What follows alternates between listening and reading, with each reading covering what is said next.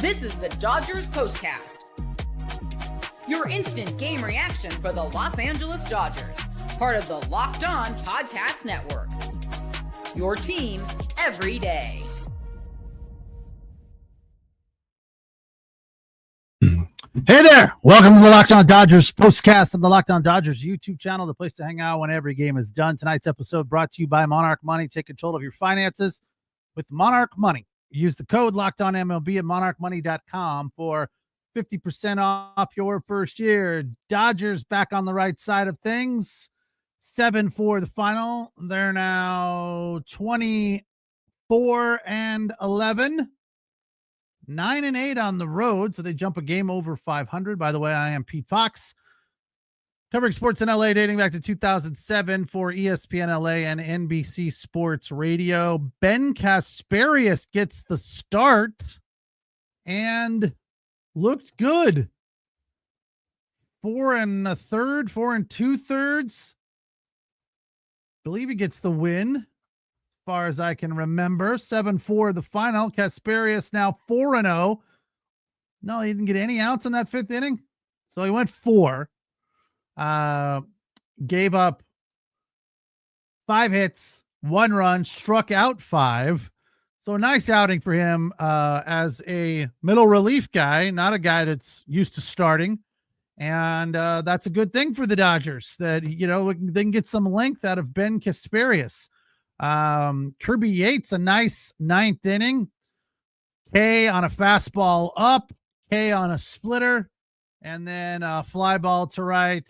Pretty easy pickings there for him. 16 pitches. It felt more like 8 or 9, but it was quick work. Tanner Scott looked good 2/3 of an inning.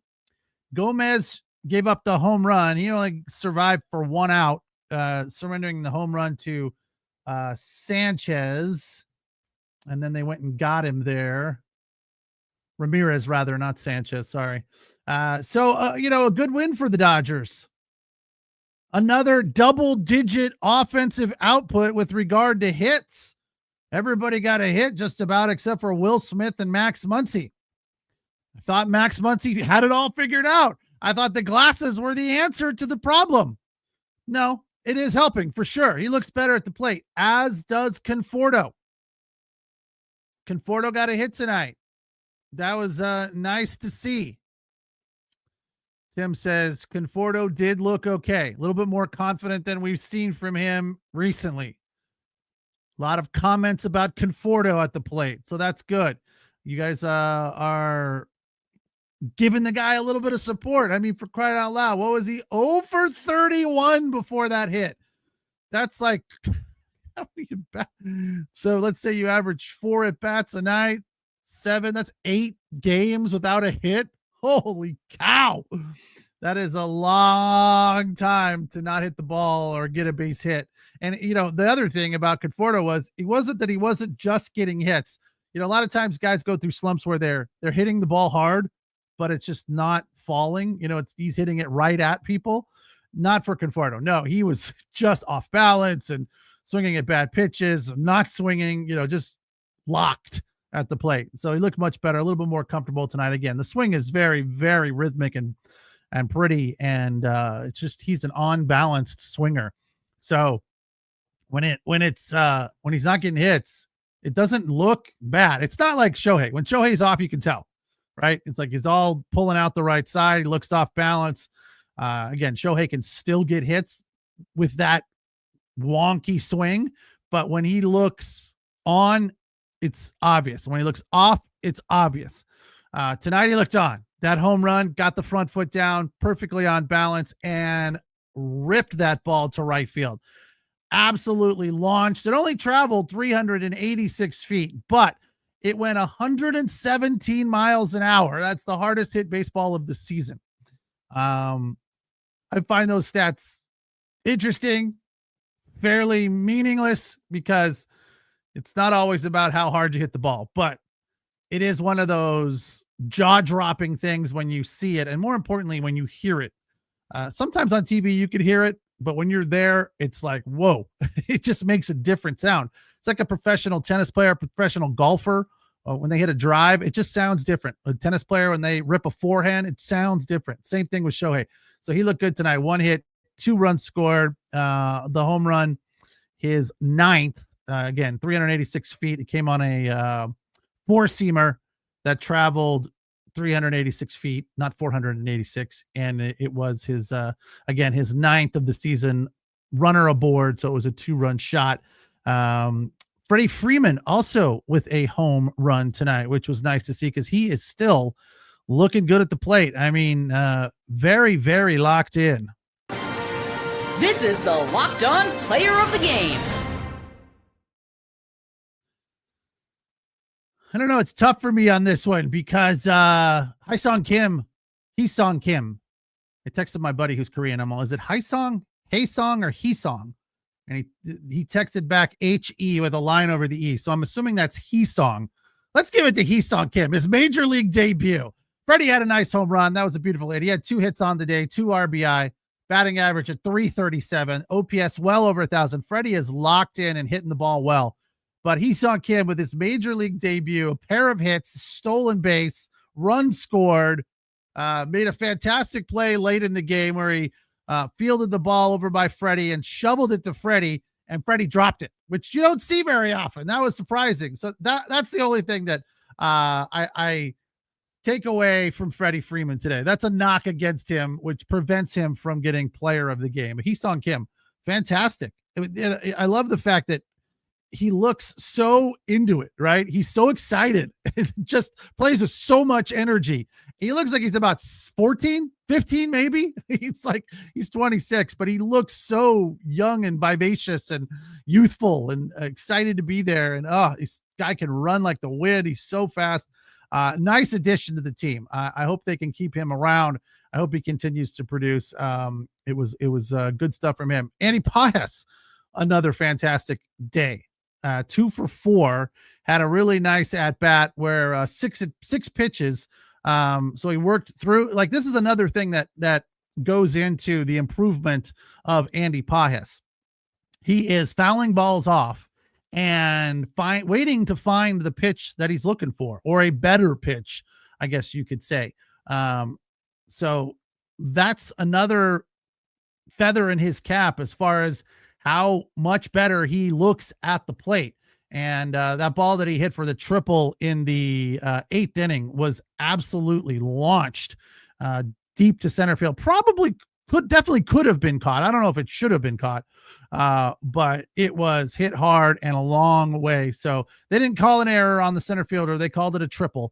So that was good. And this for the Dodgers, they finished tonight with 13 hits. They gave up 10, but 13 hits for them. They've had 11 or more in 7 of 9 games.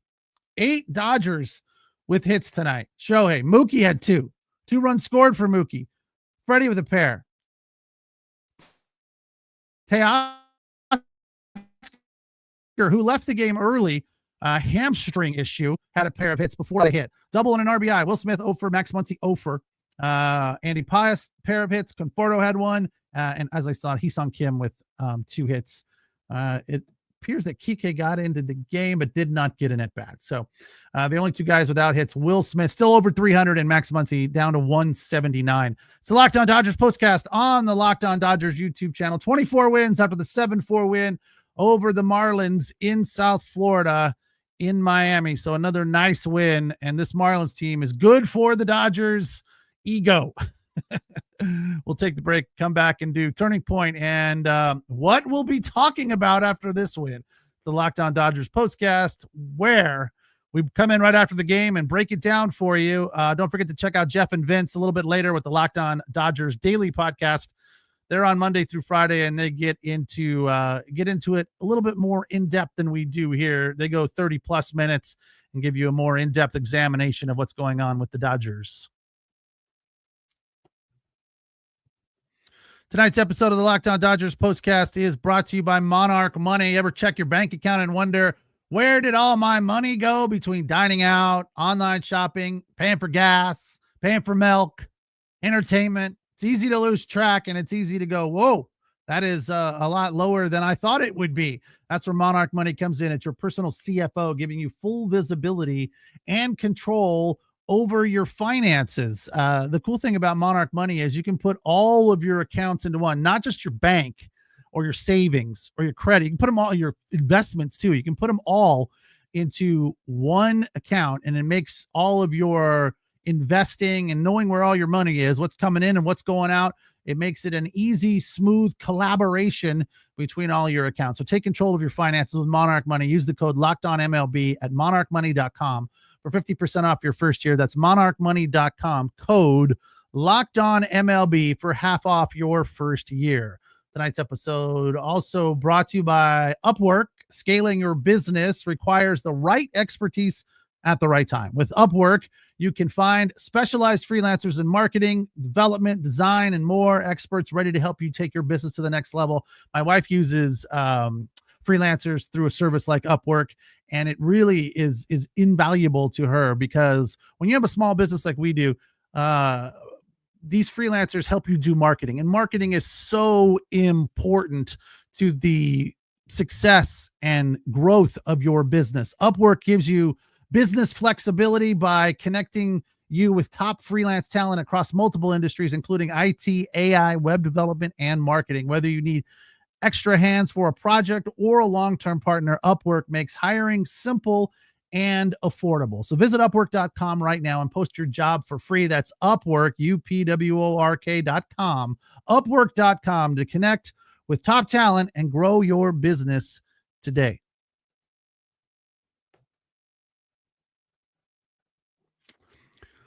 Looked like the Dodgers were going to cruise in this one as they were whacking the ball all over the yard. Ended up being a little bit closer than maybe we had hoped, but a comfortable 7-4 win nonetheless.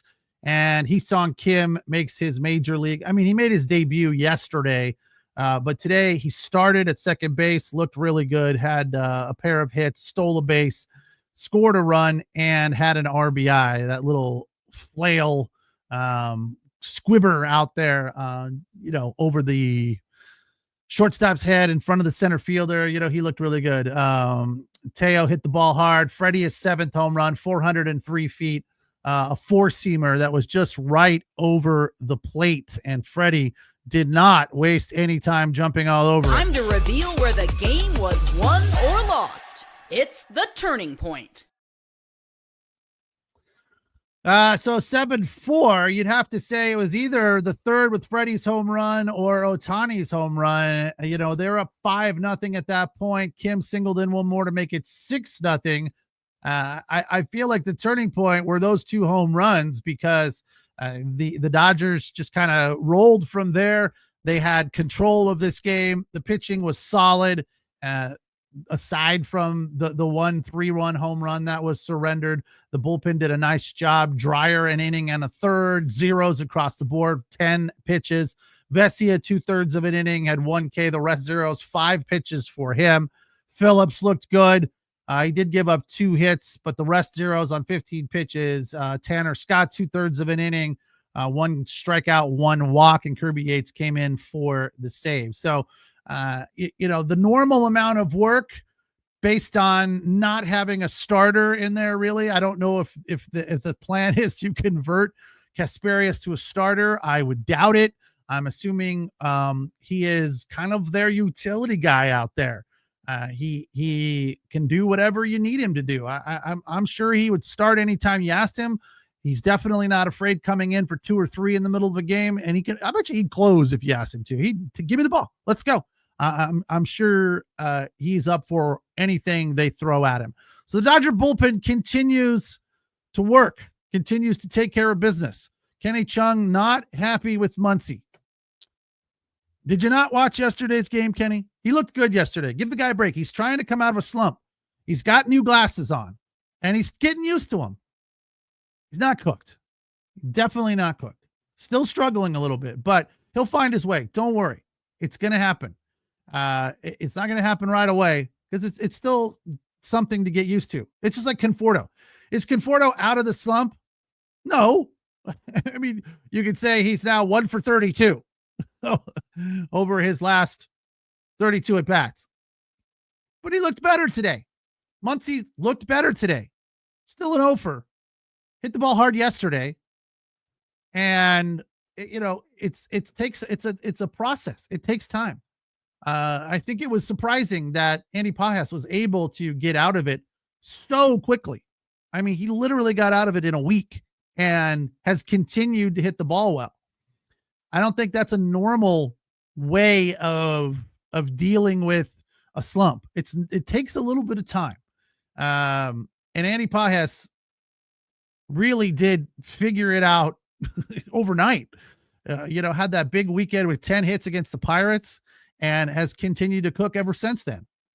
So hopefully the Dodgers that are struggling can take something from Andy Pajas. Somebody last night commented right at as the show was ending, and I didn't get to reference it or post it, but they were like, any Dodger that's struggling needs glasses.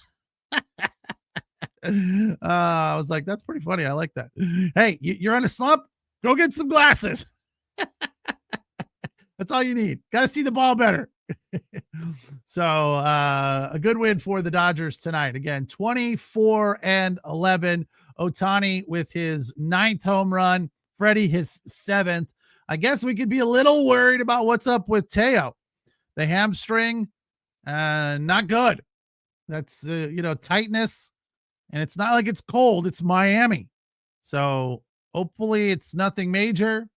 I haven't heard anything new over the last couple of days on what's going on with, what's his name? Tommy Edman. Ankle issue. I know that much, but they haven't said much more than that. So mild sprain, 1st degree. I don't know. They just said it's an ankle issue. So we're waiting to see what's up with him. But he is on the IL, and let's hope Teo does not end up there as well, because he is so valuable to the Dodger offense right now, leading the league with RBIs, and had one today. The batting average at .315 for Teoscar Hernandez. Holy cow. That is something we've never seen from Teoscar. That's the highest batting. Even last year, he had a fantastic year. He finished like 280, 270, something like that. 315 and the OPS at 933. So he is locked in at the plate, and that is beautiful to see. Dodgers with a 7-4 win. Game 2 of this series against the Marlins in Miami tomorrow. Again, an early 3:40 start. Tony Gonsolin coming off his first win in his first time out in since 2023, where he struck out 7 on Wednesday at Dodger Stadium against these very Marlins. We'll take on Cal Quantrell. I believe this is a rematch of that game on Wednesday as far as the starting pitchers. So we'll be right here on the Locked On Dodgers postcast after the game to break it down for you. As the Clippers are done, and this is what we're doing now, focusing on baseball till October. It's the Locked On Dodgers postcast. I am Pete Fox. Thanks for watching. Thanks for listening. Thanks for your comments. Don't forget to check out Jeff and Vince a little bit later. The Locked On Daily Dodgers podcast. They come on Monday through Friday and break it down for you in depth, right here on the Locked On Dodgers YouTube channel. Have a good night. Take care. We'll talk tomorrow.